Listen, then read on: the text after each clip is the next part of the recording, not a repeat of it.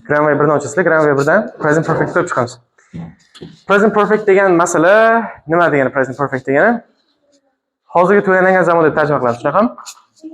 Nima ekan? Yaxshi. Bu deb nima desa bo'ladi buni? Hozirgi tugalangan zamon degani o'sha hozirgi zamon degani. Faqat hozirgina qilib bo'lgan ishlaring yoki anchadan beri boshlab hozir tugatgan ishlaring bo'lishi mumkin. Yoki bo'lmasam umrlaring davomida bir marta, ikki marta qilgan ishlaring bo'lishi mumkin. Yana qilishga shanslaring bo'lgan ishlar bo'lishi mumkin. Ko'p chalkashtirmaymiz. Xullas qilib bo'ldim deysizlar ko'p. Oddiy misol. Yozib bo'ldim.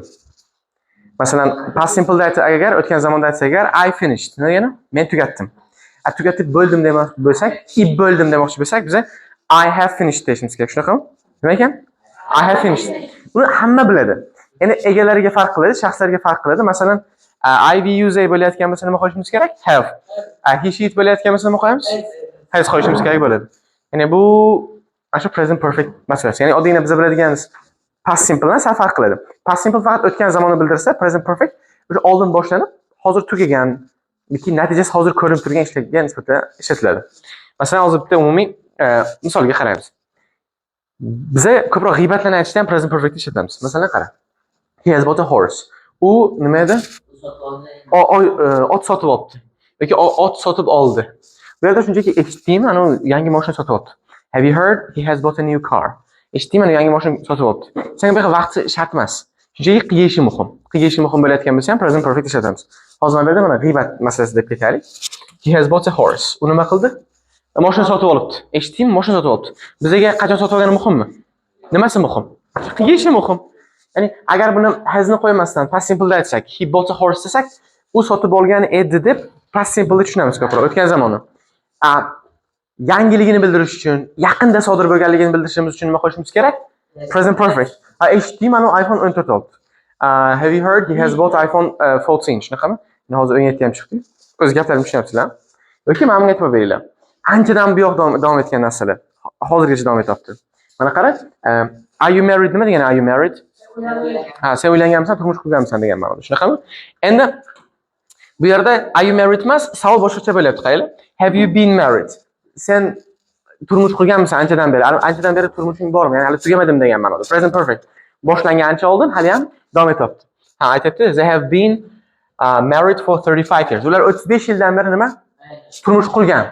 Turmush qurishgan. Qara, they are married desak shunchaki hozirda ular turmush qurganmi yo'qligini tushunamiz. Lekin sen anchadan buyon o'sha ishni davom etib ketayotganligini bildirish uchun, davom etib kelayotganligi va oldin ham hozir ham haqiqatligini aytish uchun qaysi ishlatishimiz kerak? Present perfect. Masalan, ko'pchilik ota-onasi masalan, they have been married for 20 years. Ular necha yildan beri turmush qurishgan? 20 yildan beri. Shunaqa misol uchun. Yoki bo'lmasam agar they have been married for 15 years. Necha yildan beri? 15 yildan beri nima bo'lgan ular? Turmush qurgan ma'nosida bo'lyapti. Ya'ni boshlanib qolgan, hali tugamagan ish harakati yoki bo'lmasam hozir tugagan ish harakatiga nisbatan. Hozir Richard's car has just been broken down. Xo'p, has just broken down deb. Richardning mashinasi hozirgina buzilib qoldi. Bizga nima muhim bo'lyapti bu yerda ham? Endi qara, hasni qo'ymasak.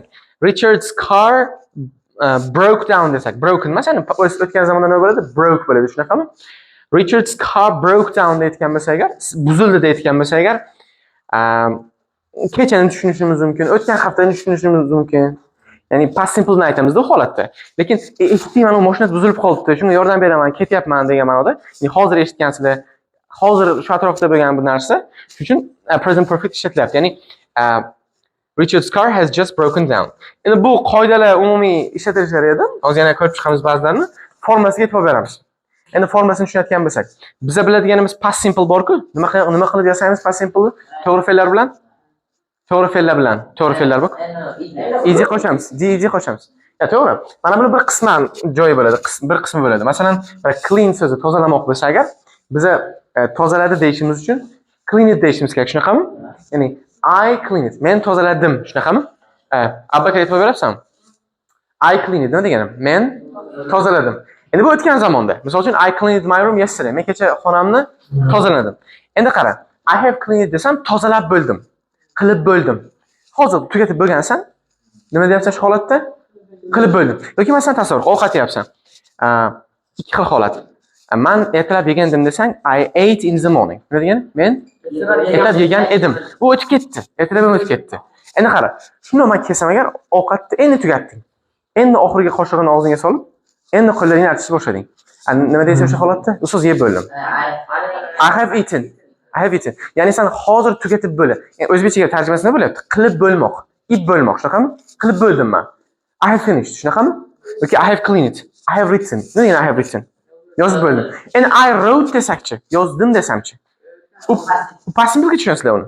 Qilib bo'ldim desak nima bo'lar ekan demak? Present perfect. Buni hammasi formulasiga qarab olasizlar. Mana masalan I will use a he sheetga, I will use ga have bo'ladi.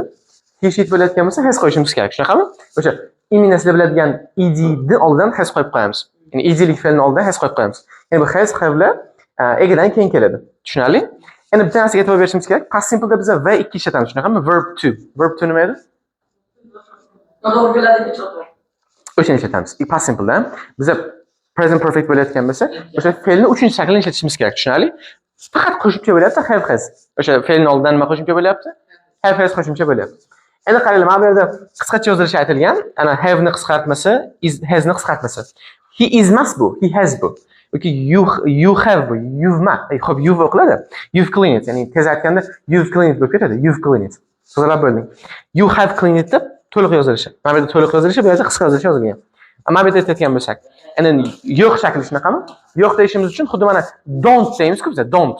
O'shanga o'xshab have ga not qo'yamiz. Tushunarli yoki has ga not qo'yishimiz kerak. Masalan, Habibullo hasn't learned anything yet. Nima degan? Hali Habibullo hech narsani o'rganib bo'lmadi, o'rganib bo'lmadi. He hasn't learned. Nima degani? O'rganib bo'lmadi. Endi qara. Hozirga nisbatan aytyapman-da buni. Habibullo o'rganib bo'lmadi deyapman. Boshladik, lekin hali o'rganib bo'lmadi. Shunaqami? You haven't learned yet. Nima degani you haven't learned yet? Hali? Yo, you haven't learned yet. Sizlar o'rganib bo'lmadinglar. Lekin you didn't learn desam, tasavvur qilaman, kecha dars o'tganman-ku. Bugun so'rayapman, o'rganmagansizlar. Shunaqami? Did you learn? O'rganuvdingmi o'zi? Oh, it seems that you didn't learn. Tuyulyaptiki, menga sizlar o'rganmagansizlar, o'qimagansizlar degan ma'noda tuyulyapti. Davom etamiz bolalar. Irregular verbs degan ekan, davom etamiz. Demak, mana bu yerda hozir qilayotgan ishlaring, o'sha noto'g'ri fe'llar jadvalining 3-chi shakli bor-ku. O'shani qo'yib chiqishlaring kerak bo'ladi. Mana bu yerda savol tuzib javob berishlaring kerak bo'ladi. Misol uchun qara. Katniki uchalasi ham nima bo'ladi? Kat bo'ladi, shunaqami? Masalan qara. I cut my finger yesterday desam, men kecha qo'limni kesgan edim bo'ladi, shunaqami? Tasavvur hozir pichoq bilan o'ynayotgan bo'lsam, I have cut my finger. Qo'limni kesib oldim, shunaqami? Hozir kesdim qo'limni, tushunyapsizlarmi? Yoki masalan, leave degani ketmoq. Masalan, aytsam, where is your brother? He left to Turkey yesterday. U kecha Turkiyaga ketdi, shunaqami? Endi bu kecha bilan aytayotganim uchun left deyapman. Has qo'shmayapman. Endi tasavvur qil. Shuni bir kishini kutyaptik hammamiz. U kech keldi-da. Juda kech keldi. Masalan, bir soat kutdik biz, u 2 soatdan keyin keldi. U 2 soatga biz ketib bo'lgandik, 2 soatgacha ketib bo'lgandik, biz qolmagandik bu yerda. Keyin odam keladi. Qani ular desa, bizdan so'raydi, qani ular? They have left. Nima degani? Ketib bo'ldi. Tushunarli, u ketib bo'ldi. Hozir ketib bo'ldi ular. Ular ketib bo'ldi, san kelganicha. Tushunamsizlarmi? Ya'ni qilib bo'ldi ma'nosida bo'lyapti. Yoki mana bunga. Xo'p, bayni olaylik. Bay nima degani? Hali tugamagan ish harakatga nisbatan. Masalan, qara. Men magazindaman. Hozir magazindaman. I have bought 20 books. I have bought 20 books. Nima degani? Kitob sotib olib bo'ldim. Hali magazindaman. Qilib bo'ldim. 20 tasini sotib olib bo'ldim. Hali yana shansim bor. Tugamadi hali shansim. Ya'ni I can buy more books. Nima degani? Sotib olsam bo'ladi. Ya'ni bu yerda qarada, sen o'tib ketgan narsaga nisbatan aytayotgan bo'lsang agar past simple, hali shansing bor, imkoning bor narsaga nisbatan aytayotgan bo'lsang-chi, present perfect. Masalan, tasavvur qiling, misol aytamiz. Sen tasavvur Xitoyga borgansan. Xitoydan ko'p telefon sotib olyapsan. Masalan, 10 ta qarindoshing senga telefon berdi, 10 ta telefonni olib bo'lding, shunaqami? Hali sen Xitoydasan lekin Xitoydan kelmading. Telefon oldingmi desa agar Xitoyda turgan vaqtda telefon qiladilar uydagilar. Telefon olding desa, ha, yes, I have bought 10 mobile phones. Necha telefon sotib olding? 10 tasini sotib olib bo'ldim. Xo'p, yaxshi. One of your relatives is also calling, asking for a mobile phone. Ya'ni qarindoshlaringdan yana bittasi nima qilyapti? Asking for a mobile phone. Telefon so'rayapti. Can you buy one? Yes, I can buy. Sotib olsam bo'ladi. Sen hali Xitoydasan, hali shansing bor. Present perfect bo'layotgan bo'lsa, sotib olib bo'ldim, hali yana shansing bor. Lekin agar sen O'zbekistonga kelgan bo'lsang, well, I bought 10 mobile phones yesterday in China. Kecha men Xitoydan 10 ta telefon sotib olgandim. Shunaqami? Nima uchun past simple aytyapsan? Hozir Xitoyda emassan. O'tib ketib bo'ldi. O'tib bo'ldi. Tushunyapsizmi nima gap? Yoki bu yerga aytib beramiz. Kech nima degan so'z kech? Hop, misol uchun qara. Sen tasavvur qil, mana shu xona to'la sichqon. To'la sichqonda hamma joydan chiqib turibdi. Sichqon tutish musobaqasi bo'lsa agar. Well, hamma tutyapti. Kim bir kishi aytadi, I have teacher. Masalan, bir so'ramada tutayotgan bilasizlar, men so'raman. How many mice have you caught? Nechta sichqon tutib oldinglar? Shunaqami? Ha, sizlar hozir qo'llaringizda borini aytasizlar. Well, I have caught 10 of them. Nechasini tutib oldim? 10tasini nima? 10tasini tutib bo'ldim. We still have the chance. Nima bor hali ham bizda? Ha, imkoniyat bor. Yana tutsang bo'ladi. Gaplarni tushunyapsizlarmi? Hozirgacha qilib bo'lgan ishingni aytasan present perfectda. Tushunarlimi? Yana shans bo'ladi. Gap tushunarlimi, tushunasizmi? Endi buni undan tashqari present perfect continuous degan bir chalkash bir yaramas mavzusi bor. Uni ko'pchilik tushunmaydi. Unga faqat vaqtga urg'u beriladi, uni alohida tushuntirib beraman. Biron kun. Xo'pmi? Hozir gaplarim tushundingizmi, tushunmadingizmi? Formulasiga bitta qaraysizlar, mana bu yerdagi formulasiga. Endi buni maqsadni bajarishga ba'zi odamlar garang o'xshab tushunmay o'tiradi-da. Maqsadni bajarishning eng oddiy yo'li shunchaki mana formulasiga qarash. Masalan, mana oddiy pozitiv gaplarga, pozitiv degani, pozitiv nima deydi o'zbekchaga? Darak gaplarga. Darak gaplarga mana shunaqa formula mana. O'sha egadan keyin have has qo'yapsan yoki verb uch qo'yapsan. Keyin undan keyin agar nima noto'g'ri bo'layotgan bo'lsa, not bo'layotgan bo'lsa, no desang agar not qo'yasan, have dan keyin has dan keyin savol berishimiz uchun o'sha have hasni gapni oldiga chiqaramiz. Shunaqami? Xo'p, yaxshi. Menimcha hammaga tushunarli bo'ldi. Maqsadni bajarib chiqasizlar, erinmasdan, xudo xolasa. Endi bittasiga e'tibor bering, nima berdi? Time expressions bor ekan. Nima degan time expressions? Ha. Endi mana bu since for'lar o'tkansizlar. Dan beri, masalan qara. Misol aytamiz. Bu yerda misollar yo'q ekanda. Ha, bor ekanmi? Mana. Ha, mana yozgan ekan. Misolga e'tibor beramiz. Ko'rinyaptimi, ko'rinmayaptimi? Mana. Xo'p, I have known Mary for 10 years. Men Maryni necha yildan beri bilaman? O'yinlari. Tugadimi endi bilishlaringni bildim, esingdan chiqardinglar? Yo'q, o'sha oldin tanishgansizlar, hali ham bilasizlar. Ya'ni sen vaqtda aytayotgan bo'lsang, sen for bilan since ishlatasan, tushunarli? Masalan aytasan-da, men ertalabdan beri 20 ta nima hot dog yedim desang. I have eaten nima edi? Yo, I have eaten 20 hot dogs ertalabdan beri. Ertalabdan beri. Since morning. Endi for bilan since masalasini ko'pchilik tushunmaydi. For much ishlatiladi, since much ishlatiladi. Qara. Sizlar vaqtni sanab olsanglar agar for ishlatasizlar. Qizlar e'tibor beryapsizlarmi? Nima qilar ekanmiz? Vaqtni sanab olsak deb ishlatamiz? For ishlatamiz. Endi sanash degan nima degani? Masalan, 1 kun, 2 kun, 3 kun, 4 kun, 1 oy, 3 oy, 4 oy deb vaqtni sanab olasan-ku. Sanay olasan-ku. U holatda sen for ishlatasan. Masalan, 10 yildan beri. Necha yil? 1, 2, 3, 4 sanasa bo'ladimi? For 10 years. Tushunarli? Endi nima uchun since bo'ladi? Since bo'lishi boshlanish nuqtasi bo'lishi kerak. Masalan, tasavvur qil. 2016-yildan deymiz. 2016-yildan beri sana olasanmi? 2016. Yo'q, sanab bo'lmayaptimi? Boshlanish nuqtasimi? Boshlanish nuqtasiga nima ishlatamiz degan? Since. Demak, o'tgan vaqtda sanab olsak nima ishlatayotganmiz? For. Endi sizlarga o'zbekcha gap aytaman, o'shani for qo'yish, since qo'yishni aytasizlar menga. Xo'p, 6 oydan beri. For. Nima uchun for 6 oydan beri? Xo'p. Inglizchasi qanaqa bo'ladi? For 6 months. Shunaqami? For 6 months. Bu yerda qara, hammasiga aniq vaqt bo'ladi. Sanay olishing kerak. Masalan qara, o'tgan haftadan beri desakchi. Since o'tgan hafta boshlanish vaqtasimi? Boshlanish vaqtimi?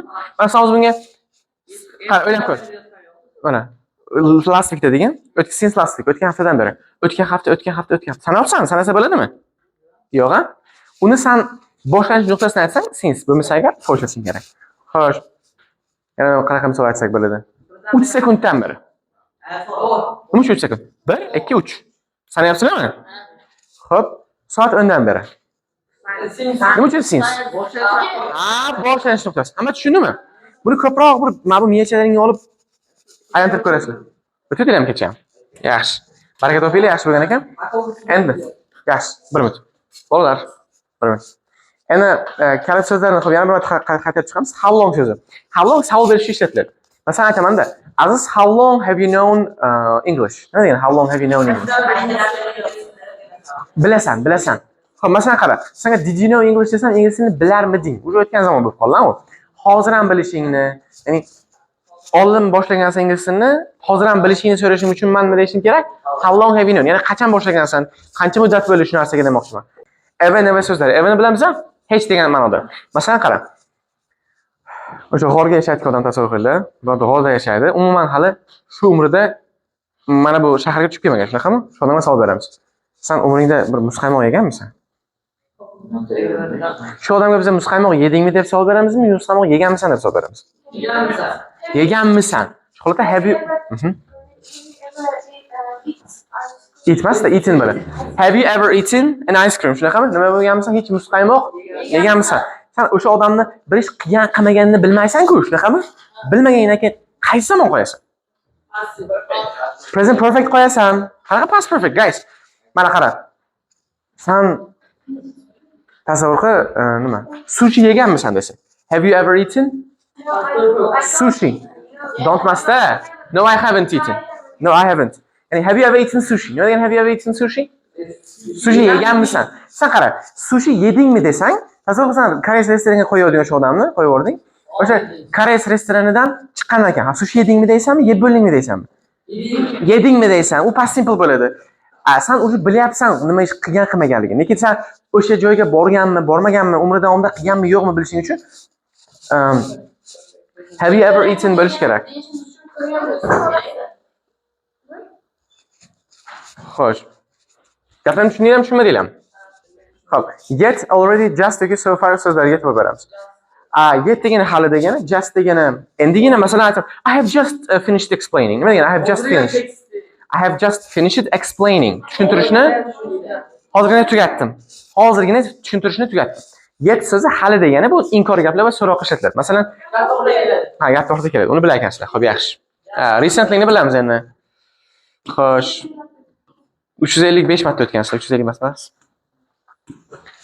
Mana bu takrorlashlarga misollarga qaraymiz ham. They bought a big house 10 years ago. Ular katta uyni necha yil oldin olgan? O'sha 10 yil oldin degan gap bor. Hozirga aloqasi yo'q. Ego ham bor, to'g'ri, kalit so'zi. They bought a yacht. Ular nima sotib olishdi? They bought Yaxshi. Qara, boya aytganimdek, bu yaqinda bo'lgan voqealar yoki bo'lmasam g'iybat. E'tibor beringlar mana. Ular yaxta sotib olishdi. Yoki pastga e'tibor beramiz. Tom Crown was an actor for 20 years. Bu yerda qara, bu yerda foydalanadi past simple. Hozir bir minut. Past simple ham qaranglar foydalanyapti. Bu faqat present perfect kalit so'z emas ekan. For degani vaqtni bildiradigan ko'rsatkich ekan. Mana aytyapti. Tom Crown deyapti, 20 yil aktyor bo'lgan. Aktyor bo'lgan. O'tgan zamon bu. For bu yerda shunchaki o'tgan vaqt aytish uchunda 20 yil muddat aktyor bo'lgan. Yo'q, bu present perfect emas, bu past simple bu. Tom Crown was an actor, ya'ni o'lib ketgan bu odam. 20 yil davomida nima bo'lgan? Aktyor bo'lgan. O'lishidan 20 yil o'lishigacha 20 yil aktyor bo'lgan. Shunaqami? Bu past simple. Endi menga aytib beringlar. Tom Crown has been a director for 3 years. Tom Crown eni 3 yildan beri direktor bo'lib kelyapti. Agar bu yerda was a director desa agar, direktor edi bo'ladi. Hali ham direktorligini aytishimiz uchun biz nima qo'yishimiz kerak? Has been qo'yishimiz kerak, have been qo'yishimiz kerak. Gapirim tushunsa tushunmayapsizlarmi? Hech kim garangmasa? Yaxshi. Mana shu demak 77-betgacha bajarib qo'yasizlar. Buni hozir mashinani bajarish boshlasanglar bo'ladi. 77-betgacha.